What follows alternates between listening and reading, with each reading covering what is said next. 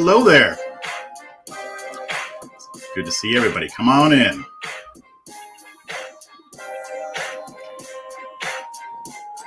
We're going to have some fun. Get on in here.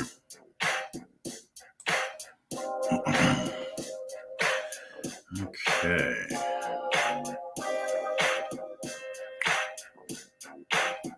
Just check something real quick.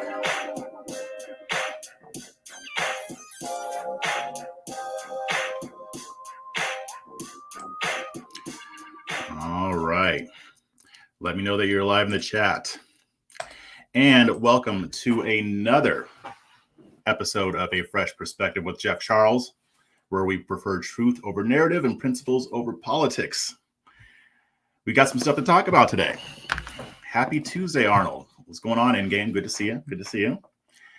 Got some kind of deep things to cover. And I think it'll be a lot, well, it won't be that fun because it's not about good stuff, but still, the news of the day is quite interesting. Now, before I get into everything, as always, if you want to support my work, you can sign up for my online community at afreshperspective.locals.com. That's afreshperspective.locals.com for only $5 a month or more if you want to contribute more. You can get access to premium content that others don't get. Also, if you want to do a one-time donation, the links are in the show notes and also right here. And you can also do a super chat as well. So also want to let you know that tomorrow I'll be going live again with one of my colleagues by the name of Scott Cosenza. He is a constitutional attorney, and we're going to be talking about the Second Amendment, and in particular, one of the cases that the Supreme Court has actually taken up, which might have some pretty significant ramifications. So definitely want to check that out. It involves New York's gun licensing scheme, and Scott's really going to give a lot of good insights on that and how it works compared to gun laws in other states. And just to illustrate how important this case might be, the Supreme Court has not heard a Second Amendment case since 2008. So about 12, 13 years ago. And that would be the District of Columbia versus Heller, which dealt with the way they were handling their gun laws that were ruled unconstitutional. So we're going to chop it up tomorrow. That's going to be at noon Eastern Standard Time, 12 o'clock Eastern Standard. I'll be going live and I'll be tweeting about that as well. So definitely join us for that. That's going to be a very interesting conversation. And also want to remind you that LibertyNation.com is a proud sponsor of A Fresh Perspective with Jeff Charles. Check out LibertyNation.com for all of your conservatarian news, original articles and analysis, videos, podcasts, Liberty Nation Radio, and their signature TV program, The Conservative Five, all on LibertyNation.com, conservative news where truth matters. Now, let's light this candle. Now, the first thing I want to talk about has been all over the news, and usually I wouldn't really mess with a story like this because it's not that big of a deal, but it is kind of entertaining, so I want to talk about it. But it also kind of reflects, a deeper reality about what's going on in American politics right now. So, as you know, Senator Kyrsten Sinema has been rankling some feathers. She's been raising some eyebrows, and she's pissing a lot of people off. And it has gotten so bad that Kyrsten Sinema can't even drop a deuce without these people messing with her. As a matter of fact, I'll go ahead and play one of the videos right now. You may have already seen it, but got to see it again because this is just classic. And there's actually a few different videos because this is not the only occasion on which they have harassed her. So let me go ahead and pull that up. Let me pause that. Stop it. Okay, there we go. So this will be the first one.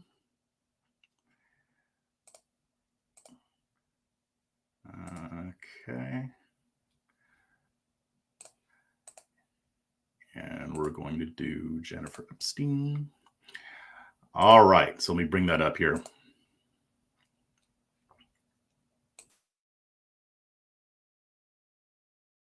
Sit down, we want to talk to you real quick. Want to talk to you real quick? Actually, I am heading out. But right now is a real moment that our people need in order for us to be able to talk about what's really happening. We need a Build Back Better plan right now. We knocked on doors. We need solutions to build that better plan. Need has the solutions that we need. We knocked on doors for you to get you elected, and just how we got you elected, we can get you out of office if you don't support what you promised us. We need 7 million citizenship for 7 million. We need the Build Back Better plan right now. My name is Blanca. I was brought here to the United States when I was 3 years old. And in 2010, my grandparents both got deported because of SB 1070.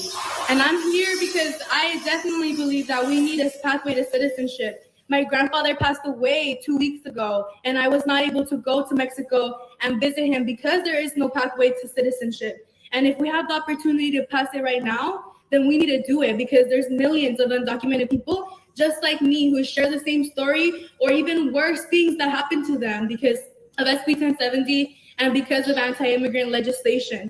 And this is the opportunity to pass it right now, and we need to hold you accountable to what you told us, what you promised us that you were going to pass when we knocked on doors for you.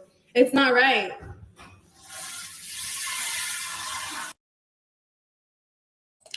All right, so you get the idea on that. So this happened at Arizona State University, ASU. This is where Kyrsten Sinema actually is a lecturer as well as serving out her duties as a sitting United States senator.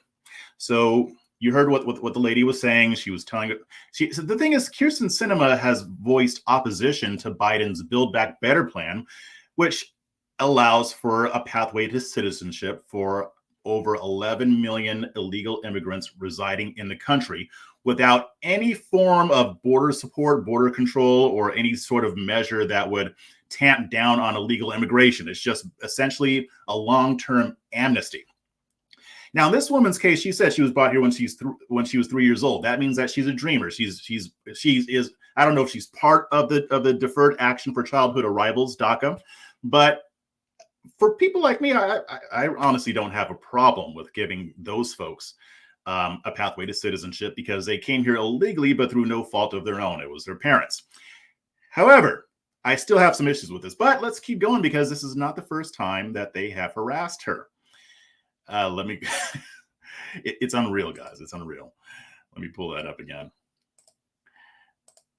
So then we have, this is the one at the airport. So we have this here. Wait a minute. Okay.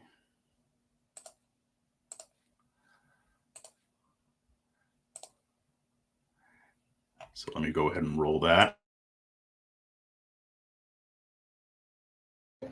You can do the right thing. All I want to know is what the specific things are that you're looking at. You know that you're part of the negotiations. And how it's worked really hard to do. So I just wanted to ask, what are the things that you would like to discuss? All right, so this happened while Kyrsten Sinema was going to the airport to get on a plane to head back to DC. They were waiting for her there. I don't know if they had people watching her or if they found out her flight schedule. I don't know how they knew to be there, but they knew somehow. But that's not even the end of it. She couldn't even have any peace when she got on the airplane. So let me go ahead and pick that one up real quick.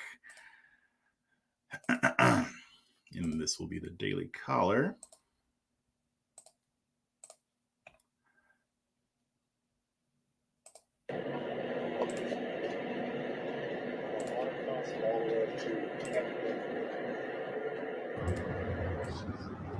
Senator, hello, how are you?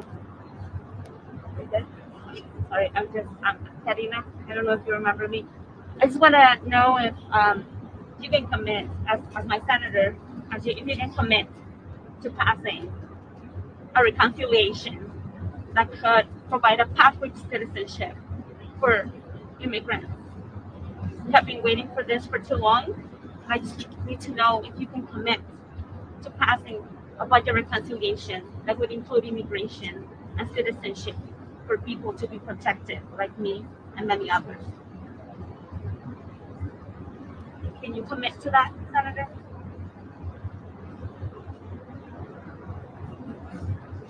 I'm just asking a simple question. I'm being vulnerable right now to you. My dad passed away.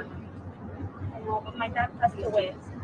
My dad passed away last year, and he didn't get to reunite with my family. I don't want to disturb you, but at the same time, I just want to see if I can get a commitment from you, Senator. This is my life and the life of millions in the line. I just need to hear from you. Can we get a commitment from you to get a pathway to citizenship through the path of reconciliation to protect me and millions like me? Can I get a commitment from you?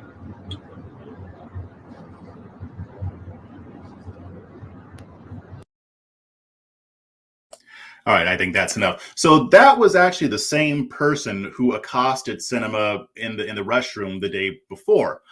So this whole hairplane thing happened the day after she was accosted in the bathroom at ASU. And here's the thing. I am sympathetic to her situation and also people in her position. I think it is ridiculous that Congress has not done anything with the DACA program to actually figure out how to address people who were brought here as kids. So I have sympathy for her and people like her. Both sides have used DACA as a political football. I do blame Democrats a little bit more on this particular issue, because there have been times when Republicans have offered something for DACA, but they wanted border security, and Democrats don't want border security. Or at least Republicans pretend to want border security. I mean, some of them really do. A lot of them really do. A lot of them are okay with illegal immigration. So that's a little bit of a different thing there. That's a different issue. However, this is not the way to go about it. Now, I've seen people saying, oh, no, we're entitled to do that because they work for us. Maybe. But just think about how you would react if you were Kyrsten Sinema, or if you were a representative and people were bugging you in the bathroom and following you around, thinking that that's somehow going to change your mind on something. I don't know. If it was me, that would make me want to double down on my position, honestly, because that is so obnoxious. It's absurd. And the thing about it is that you have the Democrats and the media justifying this stuff. They're justifying the harassment, because that is harassment. Not necessarily that last one. That wasn't that bad. I mean, she wasn't yelling. I'll give her that. She wasn't yelling. She wasn't, screaming or anything like that. But when somebody can't even go to the bathroom without you bugging them, like, that's just not the right way to go about it. And here's the thing. The media is justifying it because it's Kyrsten Sinema, and she's not doing what they want. She is not taking the position that they want her to take, so they're justifying the stuff. Now, I am old enough to remember when a certain individual named Marjorie Taylor Greene harassed AOC and her staff before, Greene was even elected to Congress. She harassed her. She was yelling at her through the mail slot. And you had all kinds of hand wringing and pearl clutching from the left pretending to be upset about this. I also remember the same thing happening when she accosted David Hogg when he was still 17 years old in DC about his anti-gun stance. Now, obviously, that was ridiculous behavior. It was stupid. I don't care which side they're on. It's dumb. But I wish that these people would apply their principles more equally as well, because President Biden got up there when he was asked about this, and he said, oh, it's just part of the process. This is just what happened. Now, to be fair, he did criticize it. It was a light criticism, but he did criticize it. But then he kind of blew it off like, oh, this is just part of the process. Let's say if this had been, let's say it was AOC, and some right-wing activist was harassing her in the same way, we know for a fact that they wouldn't have been saying that. But also pivoting to the immigration issue too, because that's just one thing. And actually, one more thing on that. We've been seeing this behavior a lot over the past few years on both sides. Now, I will say that this is more the left doing this. The left is far more likely to swarm somebody and harass them because they don't like them. You had Maxine Waters calling for that when it came to members of the Trump administration. You had Antifa, which was largely ignored by the activist media at first when they first started engaging in their antics. And then you even had media outlets that still defend them and try to minimize what they do. But they harass people. They harass people at Trump rallies for no good reason. Now, I know about the Proud Boys and all that stuff, but Antifa was around before the Proud Boys were. And if you were having a Trump rally, they'd be showing up and engaging in violence, and they would harass people. And yet they get excused. So the fact that this stuff does get excused, the fact that the activist media won't call this out, the fact that the Democrats won't call this out, it makes me wonder if this is just going to get worse as time goes on. Kyrsten Sinema isn't even a Republican. But again, she's going against the grain. She's sticking to her principles, which they don't like. I mean, there was an article out in the New York Times today saying, what is wrong with Kyrsten Sinema? And I will be writing a rebuttal to that. It'll be behind the VIP paywall on Red State. But it's an issue. And if this continues, I would expect to see more right-wing people doing the same thing. I mean, Marjorie Taylor Greene is not the only one who enjoys these kind of antics. And I'm hoping it doesn't lead to anything violent. I don't think it will, but I could always be wrong. This is not something that we should ever be encouraging or let go by. I mean, it's absurd. Now, when it comes to the immigration issue, DACA came back into the news feed a couple months ago, a little bit, but it's going to come to a head at a certain point. I think Republicans do need to make sure that they're offering something, but even though I sympathize with the plight of the Dreamers, I am not for Congress passing any kind of legislation giving them a pathway to citizenship unless that measure also includes border security. And by the way, I feel the same way about the 11 million illegals here too. I'm not even willing to even discuss that matter.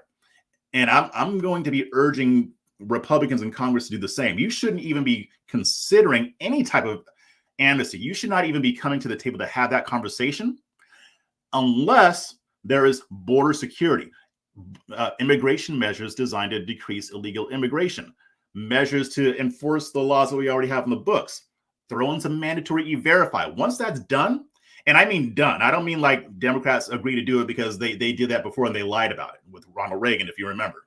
Well, I don't remember because I was only a kid back then, but still, I know what happened. They said, oh yeah, well, let's do this amnesty, Ronald Reagan, and if you do it, then we'll go for border security, and they didn't do a damn thing. They lied to him. They conned him. He was bamboozled, flummoxed. So yeah, I would need something passed before we can actually have that conversation, because otherwise we're just going to keep being in this situation that the Democrats like because it could give them an electoral advantage. And then you have people on the right who like it too because it's cheap labor for their big business cronies. So that's how I feel about that part. And, you know, I don't think that Sinema is going to back down, her and Manchin, because they don't like Manchin either. This whole big Build Back Better plan with that $1.9 trillion infrastructure plan, along with the other bills and measures that would bring the total up to about $3.5 trillion, when little of it actually even has to do with infrastructure. I think I saw it was 10% or less of that funding would actually go towards infrastructure, and they're calling it an infrastructure bill. No. Mm-mm. So I'm glad that they're sticking to their guns. And they should be. And it's a reason why I'm glad that the Democrats don't have a solid majority in the Senate, because this ain't the right way. This ain't it, Chief. This ain't it. We can do better than this. What do you guys think? What's up, Chad? What's up, my white savior? Good to see you. Let's see. If anyone harassed me in the bathroom, it would not end well. Yeah, for me either. I wouldn't get violent. I would just be really nasty. Like I saw somebody say that they would just pee on them. Well, I mean, sometimes you got to, get your R. Kelly on a little bit. In that kind of situation, I think it might be warranted. Yeah, and that's what I was wondering too, Mark. How did she get on the same flight? That took a lot of planning and money. Yeah, finding out when she was going to be at the airport and finding out which flight she was going to be on. I guess it'd be easy because she's going to D.C., but I would think that there would be multiple flights going from Arizona to D.C. So how do they find out? Is there a mole in Sinema's office? I don't know. And really, it's just to pull off a stunt, because nobody actually thinks this is going to move the needle. This is performative. This is theater. Again, I sympathize with her situation. I want Congress to come up with something for the Dreamers, but this ain't the way to go about it.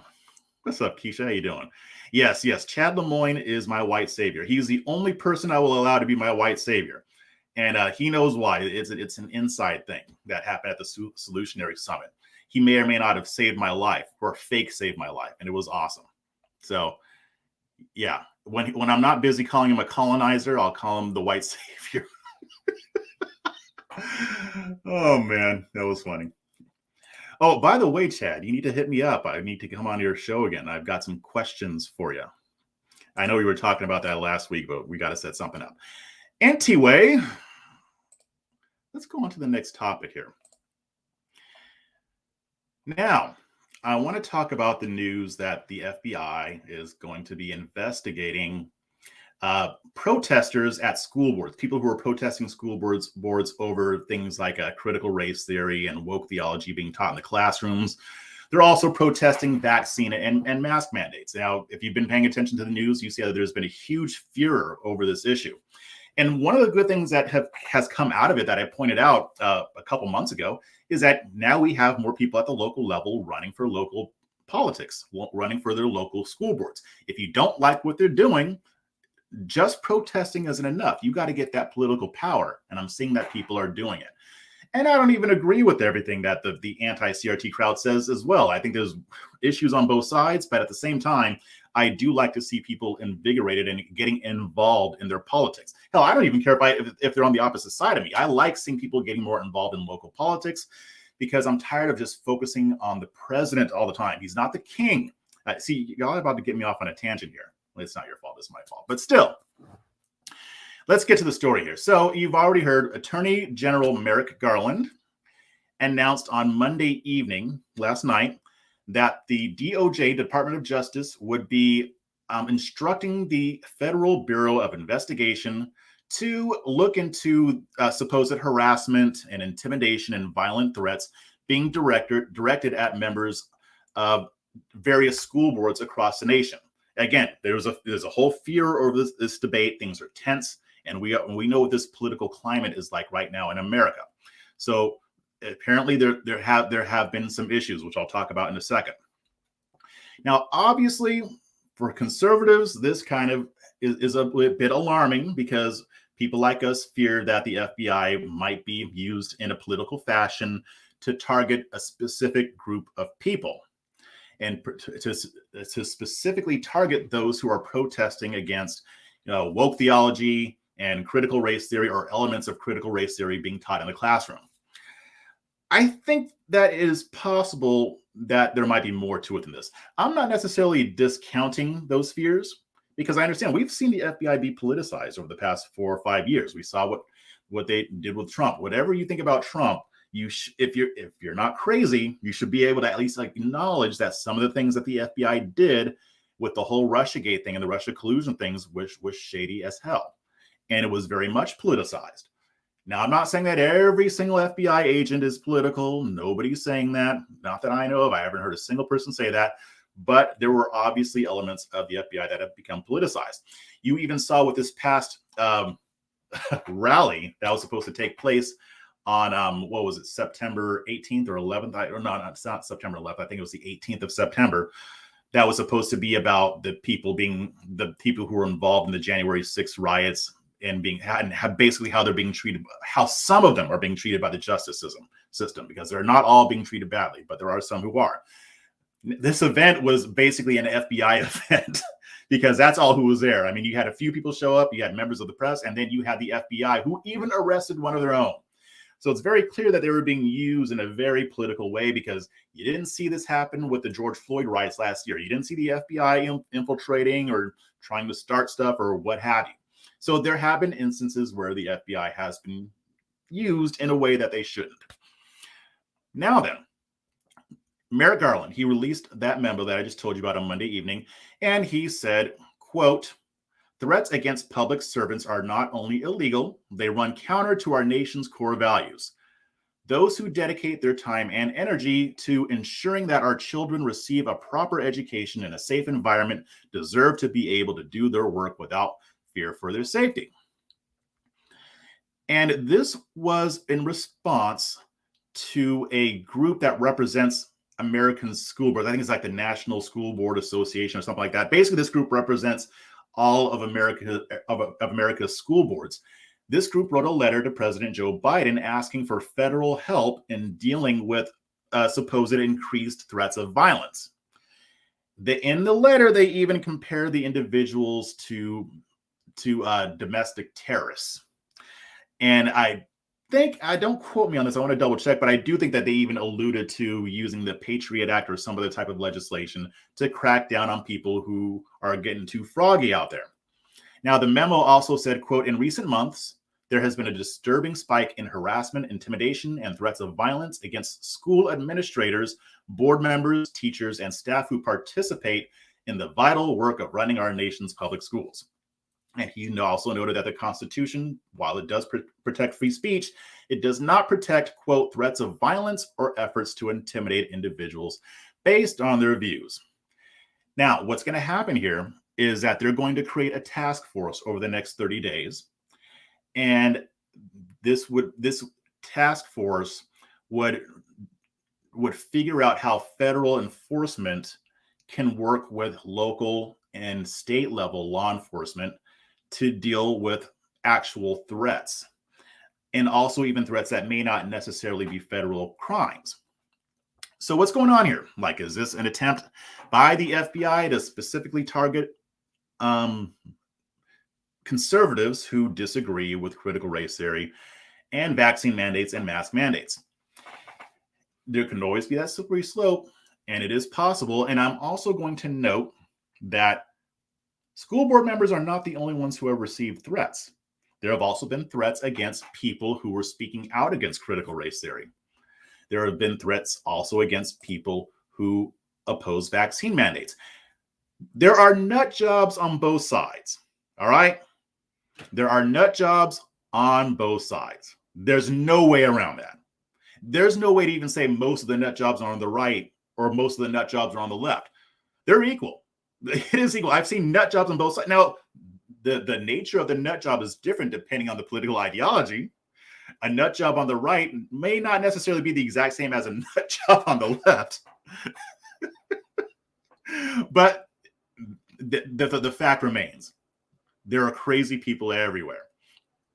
And the fact that none of this has been mentioned might kind of lend credibility to the idea that this is mainly to target conservatives. Although, to be fair, I don't know of any group of parents who has written a letter saying, hey, we're getting death threats too, just because we're against critical race theory. So I'll also put that out there. You got to acknowledge that.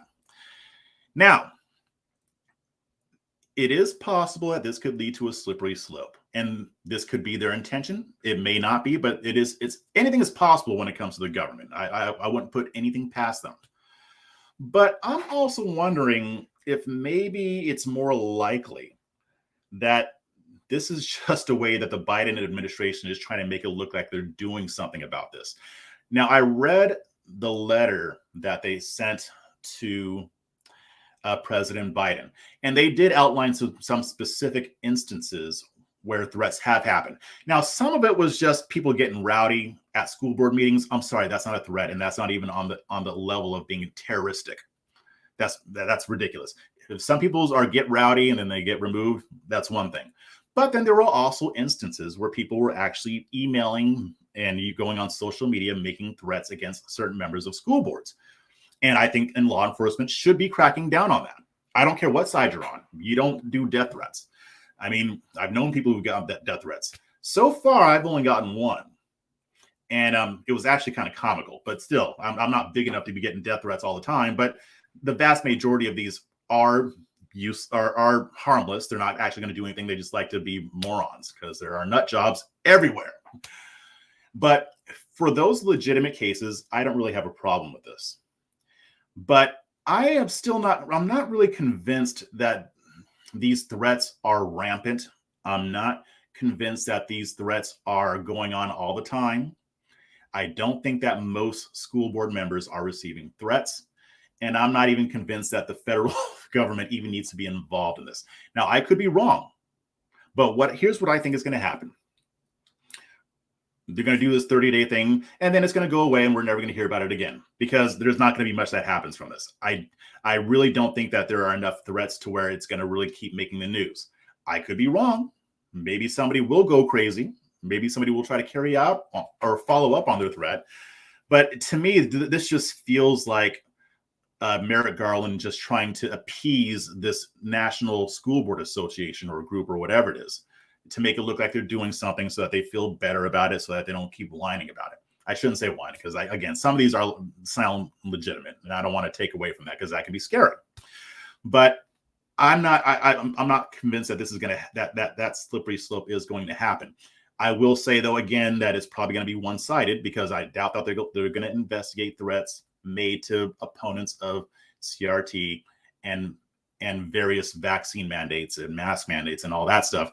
But I think that's about it. We definitely should keep an eye on it, though, because I could be wrong, and I'll be trying to make sure I keep up with it.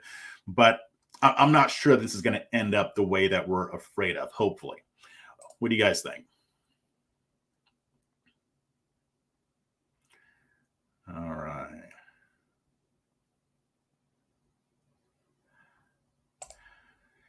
Yeah, see, why you gotta be boasting? Yeah, okay, you did Greg Kelly, great. All right. We know you're a superstar. I know you're a superstar, you know. Actually, I'm gonna be on Jesse Kelly's show tomorrow. So I'm almost as cool as you, Keisha. Almost, but not quite. I don't know if I'll ever get there, but I'm trying. But yeah, I haven't done Jesse Kelly's show in a while. That'll be fun. I'll be tweeting about that too. I always have fun when I go on a show. But I digress. Let's see. Calling the manager of America. I don't know what that means, Tiffany. You got to explain that one. Oh, wait. Are you doing a Karen thing? Is that what's going on? Okay, I get it. Oh, man. You kind of gave me an idea. I might have to write a satire on that or something like that. The National School Board Karen Association. I don't know. The FBI can't even properly investigate pedophiles. There is something deeper we don't know. Could be. You know, I'm not too hard on the FBI because I think they solve. Well, I think the majority of the cases that they solve, we don't even know about. I'm not saying the FBI doesn't have issues. They are government, and there is a lot of corruption there. But I think that there are a lot of good people working with them too. So, yeah. It's funny watching BLM and black celebrities that Democrats have propped up now opposing the vaccine mandates. Yeah, so did you guys see that footage of Black Lives Matter marching with Trump supporters in New York City against vaccine mandates? That was beautiful. I would have never in a million years have imagined that. Although I think Hawk Newsom was involved, so that doesn't surprise me. He's a Black Lives Matter leader in New York City, and he actually is pretty cool about this stuff. He'll have dialogue with people that disagree with him. So I got a lot of respect for him. But that was pretty cool. And it's funny watching the media squirm with this because they don't want to criticize black people because they have to pretend like they care about us. So they're blaming Trump supporters for not taking the vaccine when black people are in full alignment with Trump supporters on the vaccine, and they won't say anything about it. It's beautiful to watch. Oh, man. Let's see. Washington Post made a viral, twisted news story about my school board at the end of August over free lunch for everyone. Then the members got threats from all over and had their businesses canceled. Okay, that's interesting. I would like you to reach out to me on that. I want to know more because that does sound pretty interesting. Candace and her audience were so annoying when she had Hawk on her show recently to talk about that. Oh, I didn't know she had him on again. I know she had him on like a while ago. I didn't know she had another conversation with him. But I can imagine that it's annoying. But I will give her props for talking to him in the first place. That's pretty cool. I'll give Candace Owens a rare compliment on that. I mean, we do need to be having those types of dialogues publicly so that people can see that people can disagree and still talk about things like normal, rational human beings. Let's see. Look at MacGyver Institute, Waukesha mob wins. Okay, I will check that out. Okay, so again, I'll keep an eye on that story. But again, I don't think that this is going to become some slippery slope. But I could always be wrong, so I'll check it out. So I'm going to move on to the next topic. But before I do that, I'm going to remind you right there. I'm going to remind you to head over to libertynation.com. Why? You know why. Libertynation.com is a sponsor of the show.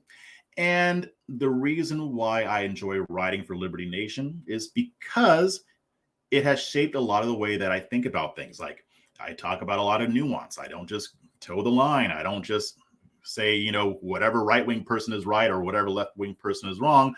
I actually engage in critical thinking to see what I think about an issue. And that is what is encouraged at libertynation.com for all of the writers, not just myself. So I definitely recommend that you check it out. If you're tired of all the outrage porn, or if you just want to hear a little something different, if you want a fresh perspective, if you will, Liberty Nation is a great conservatarian news site to not just get your news, but also get some analysis that'll make you think. Like, again, I'm going to be having Scott Cosenza on tomorrow. He's one of my colleagues there. And constitutional attorney, always has very interesting insights on matters pertaining to the Constitution, First Amendment, Second Amendment, all the amendments, Fourth Amendment, all of it, due process, all of it. I often look at his articles, and I often go to him to get more understanding on some of these issues that I don't know as much about. So definitely read him over at Liberty Nation and read everybody else as well. New and original material at libertynation.com, conservative news where truth matters. So next on the docket, we've got the migrant crisis. I haven't talked about this in a while. At least it feels like I haven't talked about it in a while. But you see what's going on here, right? I mean, since about March, when this whole thing first started, we've been seeing what's going on. And the Democrats are really trying to spin this into something that's not as bad as it is. But the migrant crisis is getting worse, if you can believe it, guys. Actually, I'm going to be writing something for Red State as well. I spoke with Representative Chip Roy this morning, and he had a lot to say. He didn't hold much back, so I'll just let you read it when I write it. That'll probably be tomorrow.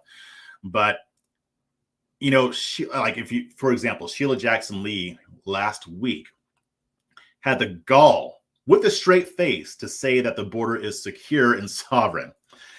And I'm like, do you think that we can't see what's going on here?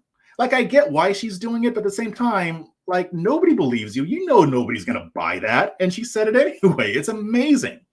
Maybe she's just figuring that at least some people might be gullible enough, or maybe some people just don't watch the news enough to know that the migrant crisis is a serious issue. We've got hundreds and thousands of people coming to the border. Haitians, people from Cuba, Central and South America. And it has caused issues with our border patrol. They're being stretched thin.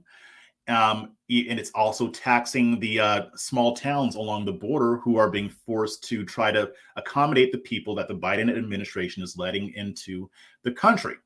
And a lot of these people that they're letting in, they're not even giving them court dates so that they can come back and have their cases adjudicated.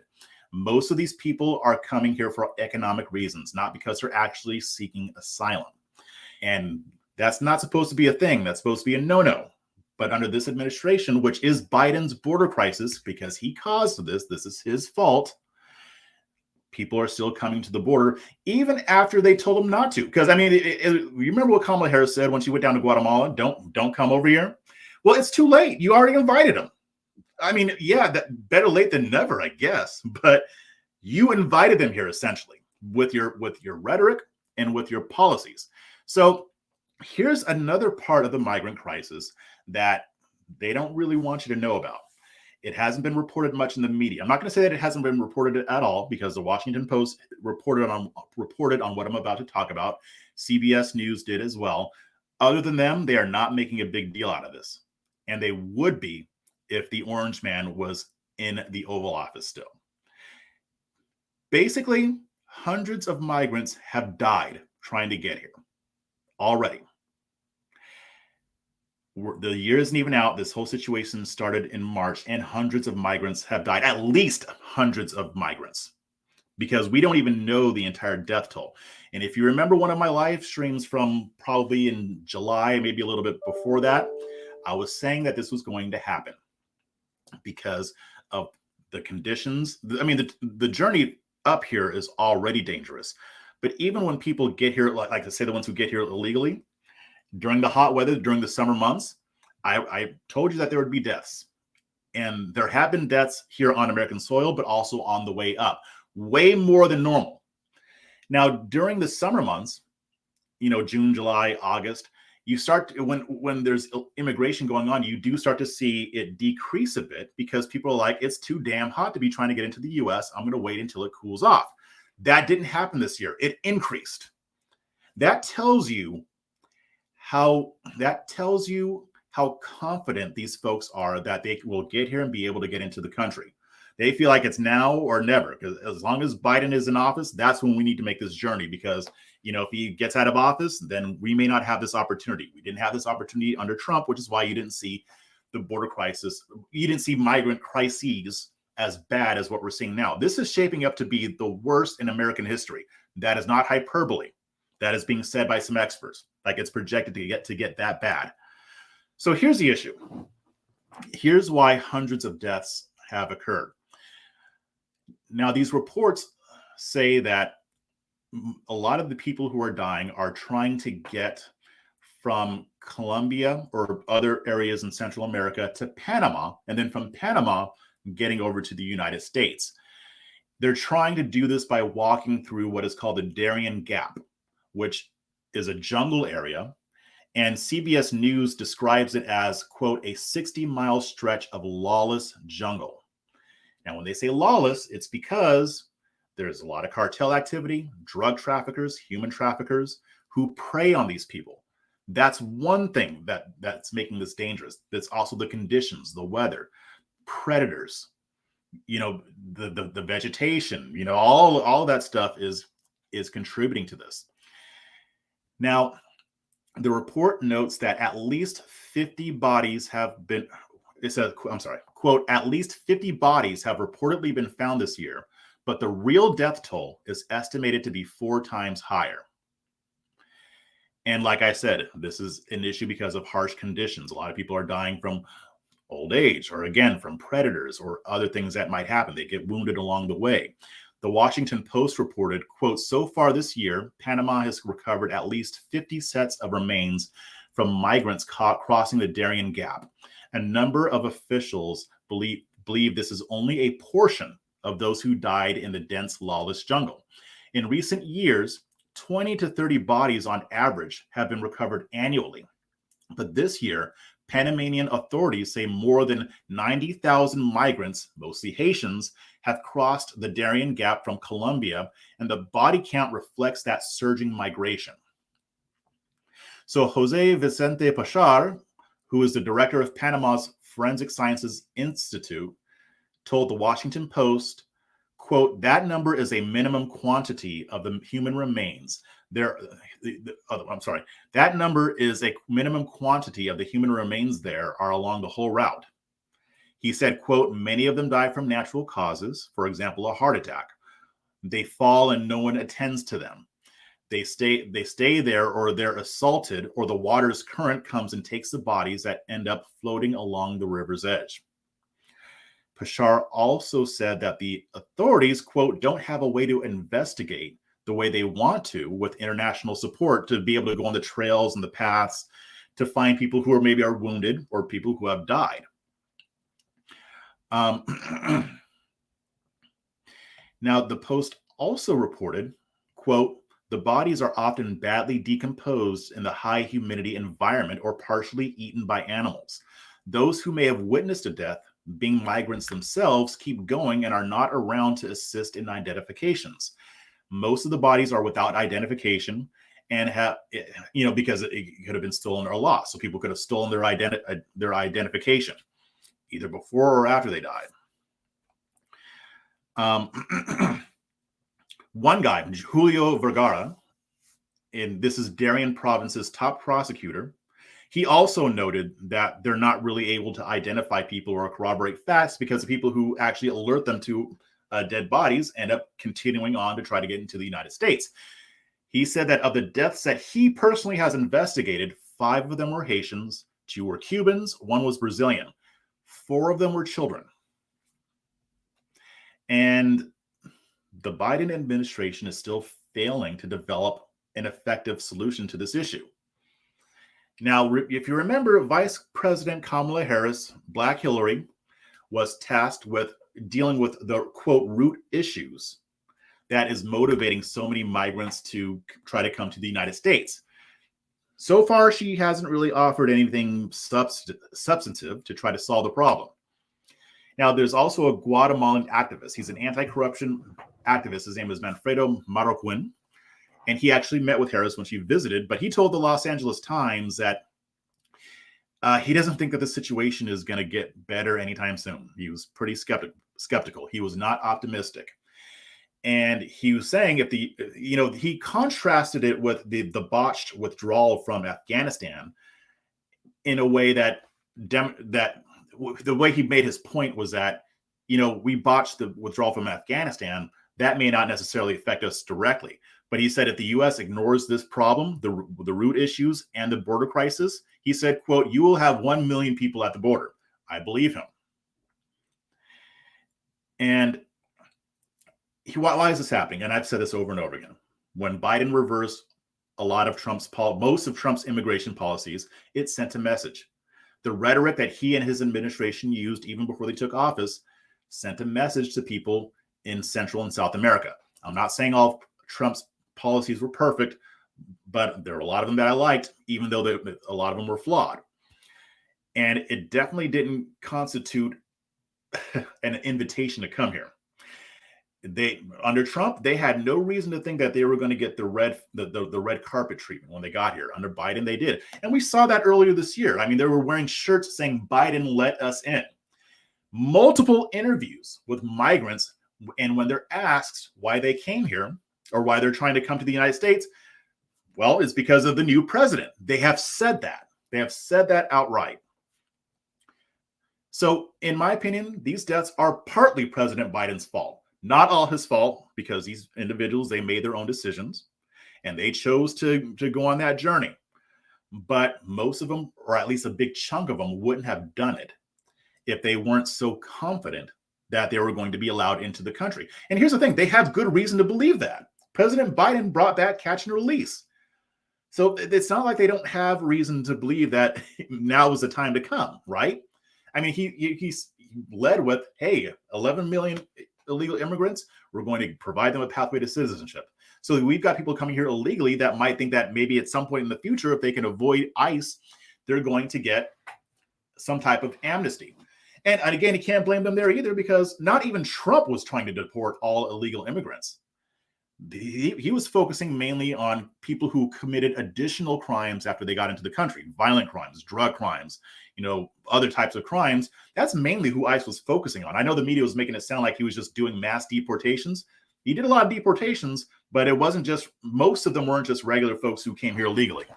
They were targeting a certain type of illegal immigrant. Under Biden, it's not even to that extent. And I know they've just started to do some deportations of people who come to the border. But again, we're not catching everybody who comes here illegally. And we don't even know how many have made it over. And I suspect that more illegal immigrants have been able to make it into the country now because Border Patrol is stretched thin. They just are. We don't have enough agents at the border to handle this level of an influx. So it's causing problems. And what sucks about this is that I don't really see a light at the end of the tunnel either. As long as these people are in charge, Biden or maybe later on Harris, we're going to be open borders and we're going to be dealing with this for at least 3 more years. What sucks is that more people are going to die. These things kind of ebb and flow. So there may be months where it kind of decreases, but it's going to come back up. Because again, why wouldn't they come when they have a president who has signaled, whether intentionally or unintentionally, I think it was intentionally, that we would have our borders open for them. So what do you guys think?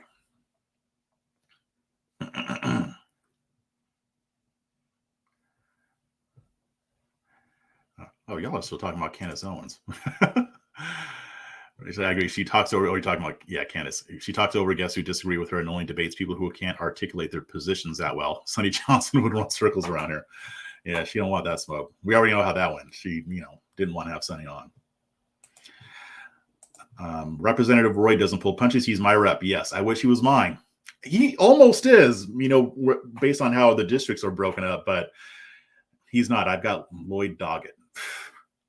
But yeah, Representative Roy is one of my favorite lawmakers, and you know, I don't love these politicians. You know, like I said, politicians are like hoes. You ain't supposed to be loving them. But I like Chip Roy in general. I don't agree with him on everything, but what I like about him is that he's principled. You just like I have respect for Kyrsten Sinema and Joe Manchin because they've got principles. Chip Roy's the same way. He will stick to his principles even when it's not fun. He will stick to his principles even if it gets everybody pissed off at him. I love that. We need more people like that. Let's see. Man, y'all are still talking about Candace Owens. I should have never brought her up. Let's see. Candace Owens, Charlie Kirk, and Dave Rubin are the biggest grifters in the conservative movement I can think of. You know, I don't really have a problem with Dave Rubin. I don't. I mean, you guys know how I feel about Candace Owens and Charlie Kirk. I mean, they are what they are. They're not really here to do anything. They're here to, you know, appeal to their audience. I think Dave Rubin is actually sincere. I disagree with him on some things and I agree with him on others. He doesn't give me those grifter vibes to me. Like, I don't think the guy's trying to hurt anybody. I think I really believe that Dave Rubin is fighting for what he believes is right. I think he is sincere. I think he comes by his beliefs honestly. So unless I see something else, but I mean, so far I don't criticize Dave Rubin like that because I think he means what he says. I think that he's not just doing this stuff to make money. Now, I don't mind him making money. I want him to make money, but I don't think that that's the only reason he's doing what he does. I disagree about Dave Rubin because he doesn't claim to be conservative. That's true. And he'll have a wider variety of voices. I don't know if he's as aware as Kirk and Owens are. Yeah. And Dave Rubin doesn't claim to be an expert on anything. I mean, there are a lot of issues where he just doesn't know much about it, but I don't think he pretends he does. That's why I'm not ready to call him out because he doesn't pretend. Like Charlie Kirk doesn't know anything about Black people, but he pretends like he does. Candace Owens doesn't really know anything about Black people. She doesn't talk to Black people, but she pretends like she does. She positioned herself as somebody who was going to bring more Black voters over to the Republican Party when that was clearly a lie. I don't see Dave Rubin doing stuff like that. I just don't see him doing it. My condolences. Yeah, I appreciate that. Yeah. One day though, maybe I'll be moving at some point, and maybe I'll just make sure I'm moving. Could you imagine I purposely move to Chip Roy's district just that he's my rep? You know, it's funny. I actually met him in 2019, early in the year at the March for Life, and I did a little interview with him there. And I told him that I don't live in his district, and he says, "Well, move." You know, he says that to everybody because I heard him saying that to other people. But I'm like, yeah, well, you know, it'd be cool. Ann Coulter's immigration stance. I agree with some things, but follow her since she's consistent even when I disagree. You know, I'm not really a fan of hers, but you're right. I mean, she is pretty consistent. I mean, she doesn't budge on her principles. So I can always respect that, even though I don't agree with them or even if I don't particularly like them. Yeah, he did stay in California in an effort to save it after all. Yeah, that's true. He did. Let's see. Okay, this might be a fair criticism of Dave Rubin. Okay, Dave Rubin claims to be a classical liberal, but pretty much repeats conning talking points and does events for establishment conservatives like Deep State Dan Crenshaw. Really Deep State Dan Crenshaw? That might be a fair criticism. Yeah, he does kind of go the conservative Inc. direction. I think part of that is because he did used to be on the left. I mean, and I know that was a little while ago, but it wasn't that long ago. So I think that when he realized that the left left him, you know, he realized that he had more in common with conservatives. And again, he just doesn't know as much on a lot of issues. I think he might be learning, but yeah, it is Con Inc. So, I mean, there's a little bit of Sesame Street there, but not as bad. I mean, I saw his interviews with Larry Elder, and I like that Larry Elder changed his mind on the whole all police officers are out in the streets murdering Black people every day. I do like that, but Larry Elder also doesn't tell the truth either. So, I mean, Dave went from one set of lies to another set of lies. So, you know, whatever. It is what it is, right? Maybe, you know, if he has me on a show, then I can give him more of the balance. I can talk more about it. See, Dave, if you're watching this, holla at your boy. He ain't watching this. But yeah, I wouldn't mind. I mean, I like Dave Rubin. I do. I think he's a cool guy. I do. And I haven't seen any grifty behavior from him yet. At least nothing that I would call grifty. All right. But we're just about out of time. I appreciate you guys coming on. And remember, tomorrow I'll be going live at 12 o'clock Eastern Standard to talk about the Second Amendment and the Supreme Court. But until next time, keep your minds free.